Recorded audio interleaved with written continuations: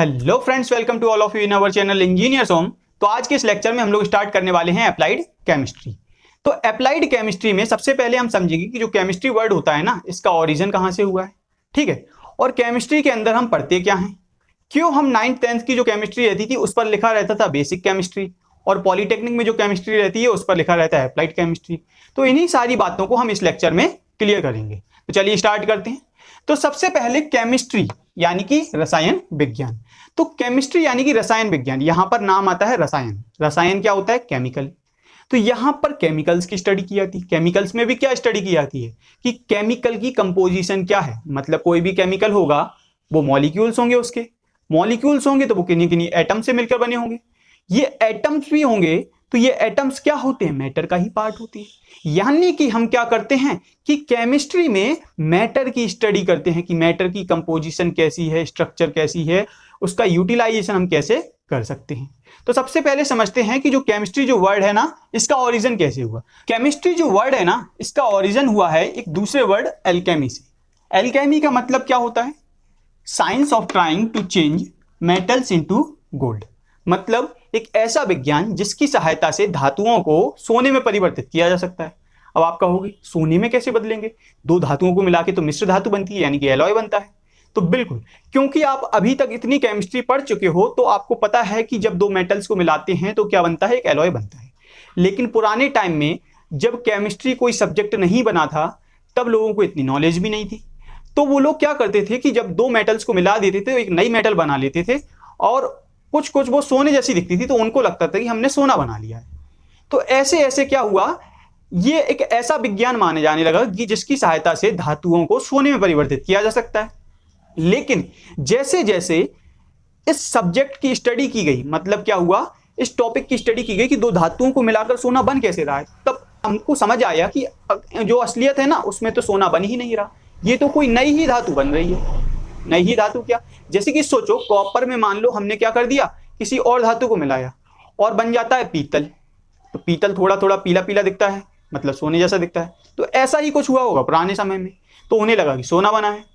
अब ऐसे कर करके जब क्या हुआ, यहां पर इस टॉपिक की और ज्यादा स्टडी हुई तो समझ में आया कि दो धातुओं को मिलाकर एक नई धातु बन गई। ठीक है, तो और ज्यादा इंटरेस्ट आया, उन्होंने और स्टडी की कि दो धातुओं को मिलाकर एक नई धातु बन कैसे रही है, और अगर ये दो धातुओं को मिलाकर ये धातु बन रही है तो और दूसरी धातुओं को मिलाकर भी दूसरी धातु बन पाती होगी, बिल्कुल बन जाती होगी, उसका भी कोई यूज कर पाएंगे, बिल्कुल कर पाएंगे।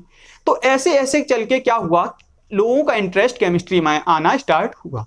ऐसे ही जन्म होता है कुछ महान वैज्ञानिकों का। उन्होंने क्या हुआ, इन पर रिसर्च किए टॉपिक्स पर और इनके आंसर्स ढूंढे। क्वेश्चन उनके दिमाग में आया, उन्होंने क्या किया, उन क्वेश्चंस के आंसर ढूंढे। तो ऐसे ऐसे करके क्या हुआ, केमिस्ट्री में लोगों का इंटरेस्ट बढ़ा और केमिस्ट्री की फील्ड बढ़ती गई। तो जो एल्केमी जो वर्ड है केवल स्टार्ट हुआ था धातुओं को सोने में परिवर्तित करने से, वो एक सब्जेक्ट के रूप में आ गया, यानी कि केमिस्ट्री के रूप में। अब दूसरी बात में अगर हम बोलें कि एल्केमी का मतलब ये भी हो सकता है process of transmuting a common substance of little value into a substance of great value. मतलब कोई भी दो धातुएं ली जिनकी कीमत क्या थी, साधारण थी। ठीक है, उन धातुओं को मिलाकर हमने क्या कर लिया, एक ऐसी धातु बना ली जिसकी कीमत इन प्राथमिक दो धातुओं से ज्यादा है। तो इसे हम क्या कहते हैं? एल्केमी कहते हैं। और एल्केमी वर्ड के ओरिजिन के साथ साथ क्या हुआ, जब ये मेटल्स की स्टडी की गई तो आगे चल के एक केमिस्ट्री ब्रांच आ गई। तो केमिस्ट्री कैसी ब्रांच हो गई? एक केमिस्ट्री साइंस की एक फंडामेंटल ब्रांच है। फंडामेंटल मतलब मूल शाखाओं में से एक। तो ये क्या है? केमिस्ट्री साइंस की एक फंडामेंटल ब्रांच है। इसमें क्या स्टडी की जाती है? A fundamental branch that deals with the composition, structure, properties, reactions and utilization of matter. मतलब क्या हुआ, साइंस की ऐसी ब्रांच जो कि मैटर यानी कि द्रव्य, द्रव्य की कंपोजिशन यानी कि संगठन, स्ट्रक्चर यानी कि संरचना, प्रॉपर्टीज यानी कि गुण, रिएक्शंस यानी कि क्रियाएं, और आपकी यूटिलाइजेशन ऑफ मैटर यानी कि उसका उपयोग कैसे किया जा सकता है। तो इन सारी बातों की स्टडी जिस सब्जेक्ट में हम करने लगे ना, उसको हमने बोल दिया केमिस्ट्री। ठीक है, अब तुम सोचो, जैसे कि गिलास में पानी लो, अब तुम्हारे दिमाग में एक क्वेश्चन आता है कि ये पानी बना कैसे होगा।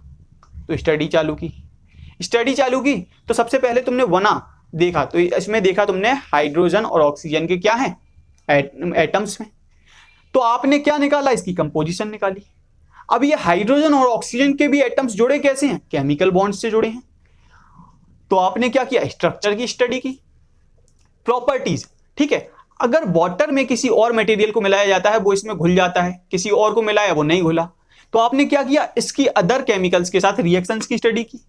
प्रॉपर्टीज, प्रॉपर्टीज यानी कि जैसे कि कुछ फिजिकल प्रॉपर्टीज, कुछ केमिकल प्रॉपर्टीज, जैसे कि आपने देखा कि वाटर का कोई टेस्ट नहीं है, ठीक है, तो ये क्या हो गया, फिजिकल प्रॉपर्टी हो गया। तो ऐसे ही, और आपने क्या किया, वाटर का यूज क्या है, वाटर के हमारी जनरल लाइफ में भी काफी सारे यूज हैं। तो हम क्या करते हैं कि जब भी किसी ऐसे टॉपिक की स्टडी करते हैं, यानी कि मैटर की स्टडी करते हैं जिसमें हम उसकी कंपोजिशन की बात करें, स्ट्रक्चर की बात करें, प्रॉपर्टीज की बात करें, रिएक्शंस की बात करें और यूटिलाइजेशन की बात करें, तो वो स्टडी हमारी कहां आएगी, केमिस्ट्री के अंदर आएगी। मुझे उम्मीद है आपको क्लियर हो गया होगा कि केमिस्ट्री वर्ड कैसे आया, केमिस्ट्री सब्जेक्ट कैसे आया और केमिस्ट्री सब्जेक्ट में हम पढ़ते क्या है। तो अब यहां पर आगे चल के हम बात करते हैं कि फादर ऑफ केमिस्ट्री किसे बोला जाता है, एंटोनियो लेवोसियर को। फादर ऑफ केमिस्ट्री से मतलब क्या है, आप क्या समझते हैं, फादर का रोल एक इंसान के जीवन में क्या है, कि फादर उसके लिए बहुत क्या होता है, उसके जीवन में बहुत इंपॉर्टेंट रोल है उसका, ठीक है।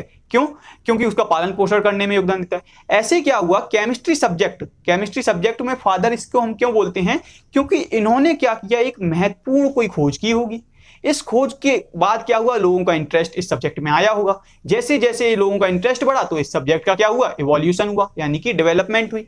तो हम क्या कहते हैं कि इसी वजह से इन साइंटिस्ट को हम क्या कह देते हैं, केमिस्ट्री का फादर कह देते हैं। तो एंटोनियो लेवोसियर ने ऐसा क्या किया जो इसको फादर ऑफ केमिस्ट्री कहा जाता है, तो इन्होंने क्या किया था, law of conservation of mass की खोज की थी। Law of conservation of mass क्या है, ये वो लॉ है जो हमें बताता है कि किसी भी एक रिएक्शन में कभी भी एटम्स नष्ट नहीं होते। मतलब क्या हुआ, जो मास है ना वो हमेशा कंजर्व रहता है, यानी संरक्षित रहता है। जितने एटम्स आपके रिएक्शंस के एक साइड होंगे उतने ही एटम्स आपके दूसरे रिएक्शन के दूसरे साइड में होंगे।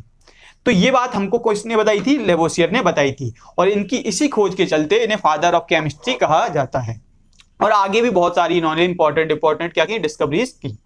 अब यहां पर बात करते हैं कि हम यहां पर पॉलीटेक्निक में जो केमिस्ट्री स्टडी करने वाले हैं उसको हम अप्लाइड केमिस्ट्री क्यों बोलते हैं, और जो 10th में पढ़ते थे उसको हम बेसिक केमिस्ट्री क्यों बोलते थे।